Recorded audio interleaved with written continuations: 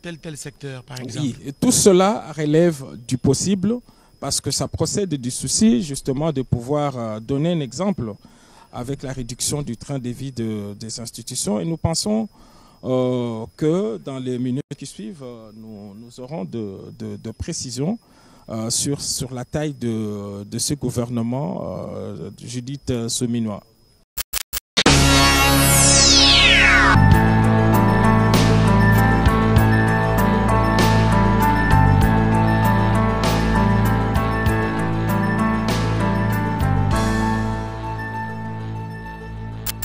De Sominois 1.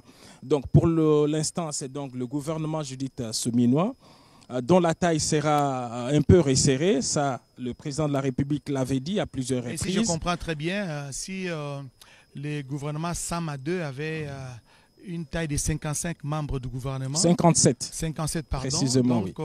Le gouvernement Sominois aura moins de 57 membres. Le président l'avait dit à plusieurs reprises parce qu'il voulait resserrer un peu la taille du gouvernement, mais dans quelle proportion, personne ne sait le dire avec exactitude, contrairement à toutes ces spéculations, supputations qui circulent dans les réseaux sociaux. Ce soir, il y avait encore quelques listes. Tout cela est faux. Personne n'a été aux côtés du président de la République lorsqu'il s'est agi justement de pouvoir opérer des arbitrages. Nous pouvons vous confirmer que cette dernière semaine, la première ministre a multiplié des allées et venues ici au palais, à la cité de l'Union africaine où se trouve le bureau du président de la République, et des longues séances de travail entre le président de la République et sa première ministre pour aboutir à cette liste du gouvernement. Donc personne ne peut prétendre jusqu'à cet instant à connaître quelques noms dans cette équipe. Nous-mêmes que vous parlons ce soir, nous sommes en train de supputer. Effectivement, donc la liste du gouvernement se trouve sur la table du président de la République et il lui reviendra de la remettre à sa porte-parole qui va faire lecture ici sur les antennes de la RTNC. Nous sommes en train de faire des réflexions par conjecture. Giscard Koussema, c'est supposé qu'il y aura des nouvelles figures dans ce gouvernement et même des anciennes figures qui vont faire leur entrée. Mais justement, c'est tout l'enjeu justement de ce gouvernement, c'est tous les suspens. Effectivement, on attend de voir la taille du gouvernement, on l'a dit, on attend voir les grandes entrées dans ces nouveaux gouvernements. En fait, la configuration de la nouvelle classe politique avec ce gouvernement du deuxième mandat du président de la République, Félix-Antoine Tshisekedi Tshilombo, un gouvernement qui sort de sa propre majorité, une majorité constituée de leurs exploits. Seul le président de la République dispose en tout cas des indicateurs de performance pour chacun des membres du gouvernement. Il faudra s'attendre à quelques oiseaux rares qui seront retenus par rapport à leurs résultats. Et donc, jusqu'à cet instant, on ne sait pas citer un seul nom, mais ce qui est sûr, c'est qu'on pourra trouver quelques oiseaux rares dans ces gouvernements. Alors, l'autre enjeu, c'est la représentation de la femme, mais aussi de la jeunesse, parce que le président de la République tient beaucoup à cet équilibre du genre. Le président de la République qui est le champion de la masculinité positive, oui, reconnu par ses pairs au niveau de l'Union africaine. Cela devrait également se constater au niveau de la configuration de ce gouvernement. La jeunesse, qui était déjà bien représentée dans les précédents gouvernements, on va voir cette fois qui sont ces jeunes qui vont faire partie de ce gouvernement de Judith Sominois. Donc voilà les enjeux autour de ça. Et ce sont des questions qui vont trouver des réponses. Ce sont des questions qui vont trouver des réponses dans les minutes qui suivent lorsque Madame la porte-parole aura fait lecture de cette ordonnance. Mais Giscard Koussema, justement, Madame la porte-parole va faire lecture de cette ordonnance pour ta nomination de membres du gouvernement Sominois. Mais je voudrais savoir, puisque vous parlez de la configuration de ce gouvernement, donc de la taille de ce gouvernement, si la taille est réduite automatiquement, certains ministres auront de grands portefeuilles, c'est ça?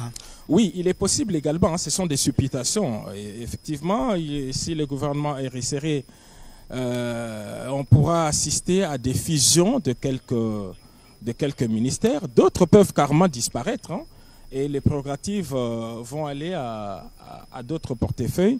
Et donc si ce gouvernement est resserré comme l'a voulu le président de la République, parce qu'il tenait à donner cet exemple sur la réduction du train de vue des institutions.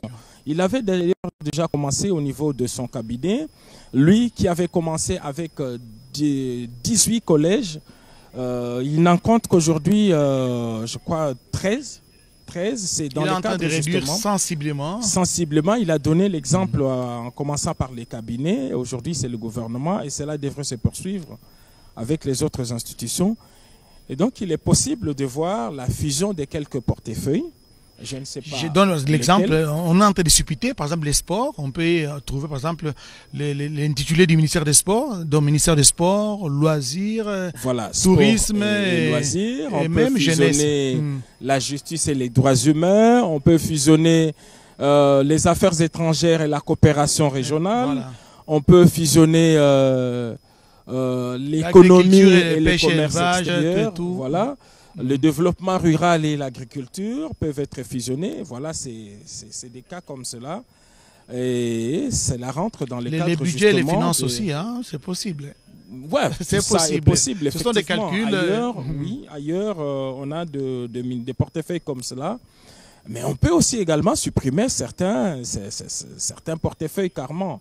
Un ministère qui disparaît totalement ou soit créer les prérogatives un département par exemple vice-primature des finances et puis avec de ministères ou de vice-ministres en bas qui puissent gérer tel secteur par exemple. Oui, et tout cela relève du possible parce que ça procède du souci justement de pouvoir donner un exemple avec la réduction du train de vie des institutions et nous pensons que dans les minutes qui suivent, nous aurons de précisions sur la taille de ce gouvernement, Judith Sominois.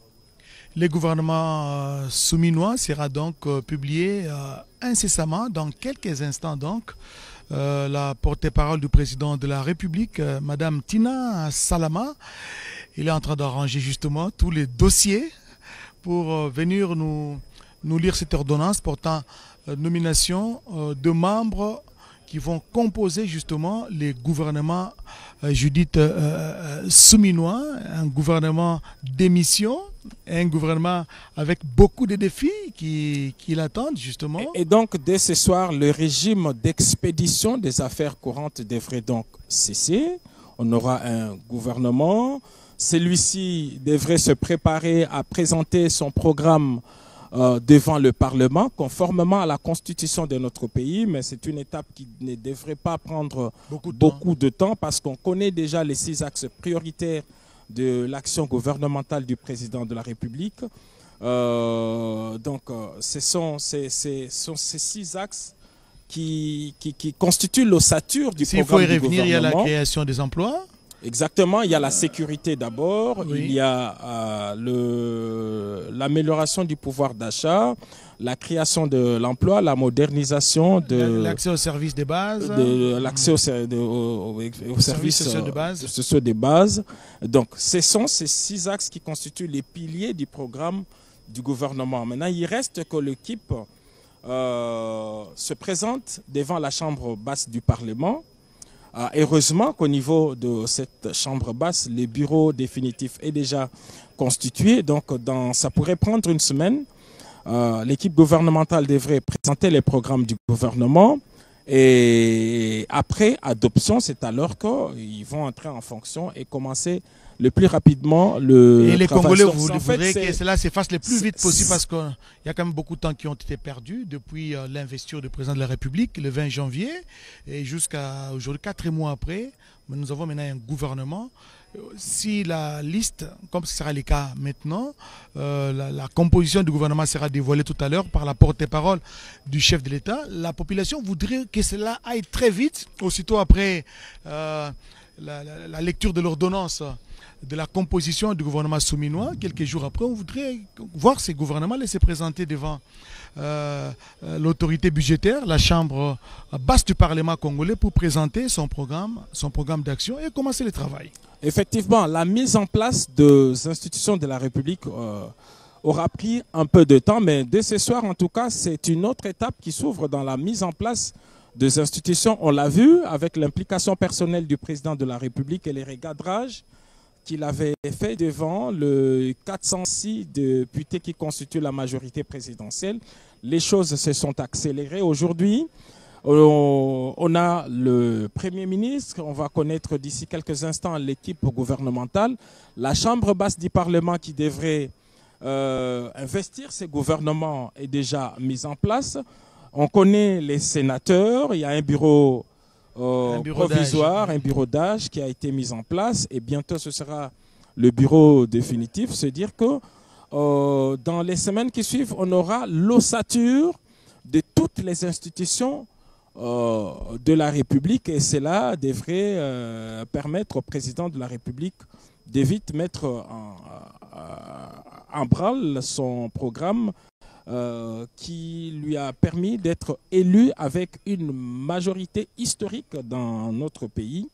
Et c'est ce que l'on attend. Et donc ce soir, c'est une étape importante qui va être franchie dans ces processus de mise en place des institutions. Mais il nous faut insister sur le fait que tout ce qui s'est fait est conforme à notre Constitution. Il est vrai, si aujourd'hui on décrit le retard mis dans la mise en place des institutions, c'est parce que le président de la République voudrait se conformer à la constitution de notre pays qui voudrait que le gouvernement soit issu de la majorité. Cette majorité, il faut d'abord la dégager. Et que les équilibres géopolitiques soient respectés, les politiques et le poids politique de le président de la République ne s'est pas empêché en tout cas de recadrer le présidium de l'Union sacrée lorsque celui-ci avait présenté son ticket. Le président de la République a publiquement fait deux recommandations qui avaient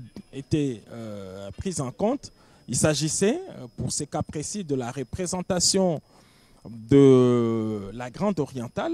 Aujourd'hui, dans ces bureaux, on a un membre qui est issu. Et puis, le président de la République voulait une présence assez remarquable des femmes.